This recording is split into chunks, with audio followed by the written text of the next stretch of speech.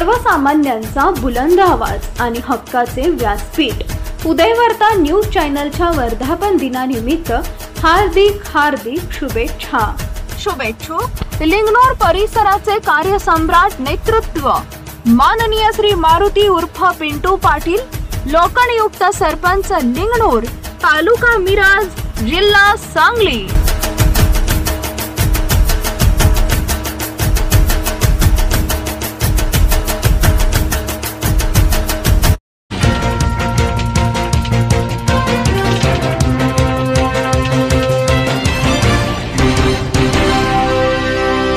महाराष्ट्रात काही दिवसात जिल्हा परिषद निवडणुका होणार असून यासाठी सर्व राजकीय पक्षांनी जोरदार तयारीला सुरुवात केली आहे। अध्यक्षपदाच्या आरक्षणाच्या चर्चेनंतर आज राज्याने जिल्हा परिषद अध्यक्षपदाचं आरक्षण जाहीर केलंय। ठाणे, रायगड, सांगली, कोल्हापूर, सोलापूरसह राज्यातील विविध जिल्ह्यांमध्ये आरक्षणाची यादी समोर आली आहे। ठाणे, कोल्हापूर, सांगली, लातूर, अमरावती, गोंदिया आणि गडचिरोली या जिल्ह्यांमध्ये अध्यक्षपद सर्वसाधारण महिलांसाठी राखीव असून पुणे, छत्रपती संभाजीनगर, बुलढाणा आणि यवतमाळ इथं अध्यक्षपद सर्वसाधारण वर्गासाठी राखीव करण्यात आलं आहे।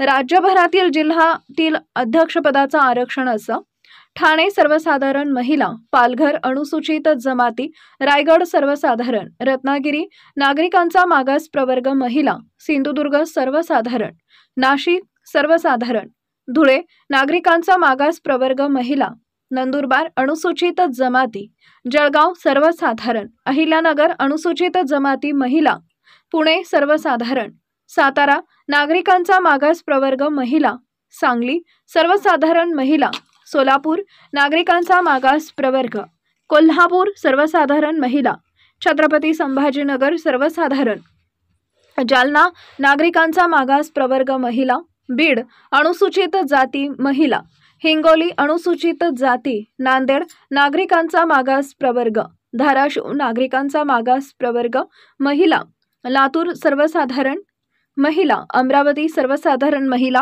अकोला अनुसूचित जमाती महिला, परभणी अनुसूचित जाती, वाशिम अनुसूचित जमाती महिला, बुलढाणा सर्वसाधारण, यवतमाळ सर्वसाधारण, नागपूर नागरिकांचा मागास प्रवर्ग, वर्धा अनुसूचित जाती, भंडारा नागरिकांचा मागास प्रवर्ग, गोंदिया सर्वसाधारण महिला, गडचिरोली अनुसूचित जाती महिला, चंद्रपूर सर्वसाधारण महिला। राज्यात जिल्हा परिषद निवडणुका जवळ आल्यानं नेत्यांनी मोर्चेबांधणीला वेग घेतला असून भाजपासह सर्वच प्रमुख पक्ष निवडणूक रणनीतीवर काम करतायत। इच्छुक उमेदवार देखील सक्रिय झाले असून काही दिवसातच निवडणुका जाहीर होण्याची शक्यता वर्तवली जात आहे।